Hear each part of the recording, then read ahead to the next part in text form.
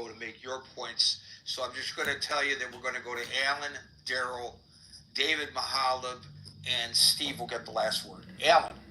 Gary, I'm going to be super quick. Number one, I thank Marshall for his point of view. He does not fit in my definition of a cult. Number two, I really like your questioning of Steve, and I think he should go back and study Roosevelt's idea for the judiciary, because, well, that was downgraded tremendously by the press. I have listened to his speech and studied it, and I think he had a really good idea. I don't have time to go into it right now. Number three, I absolutely agree with Agent. We need to update the source code, and that's why I think it's time for us to seriously consider a national referendum process. Part of that is because the Republican Party is broken, and in many cases it is a cult, and I will leave it there. Thank you. Thank you, Alan. Gerald, David Mahalib, and Steve. Gerald. Hey, yeah, so what exactly would constitute a constitutional crisis?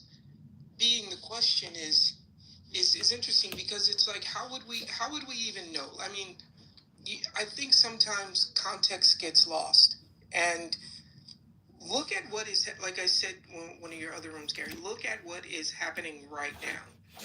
We have an entire system of government that in many ways is being dismantled in front of us. And all you really need is a moment or an incident or just the right number of votes to permanently change something. So the pushback being, well, it's not a constitutional crisis because of this or because of that. Well, maybe the right inciting incident hasn't happened yet. You know, we have precedent with regards to terms, right? And I'm going specifically to the Steve Bannon thing. Steve Bannon, regardless of what people might think, Steve Bannon has Donald Trump's ear, and they talk to each other.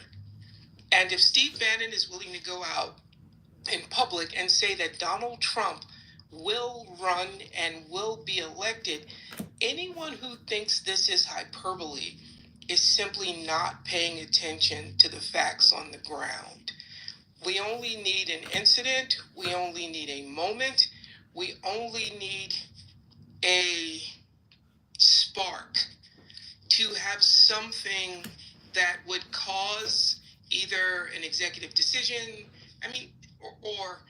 or some type of thing that would make this a reasonable solution. Like, so for example, Roosevelt, what if towards the end of this term, we're now in war, and his Congress, because it is his Congress, decides that we want to extend his term.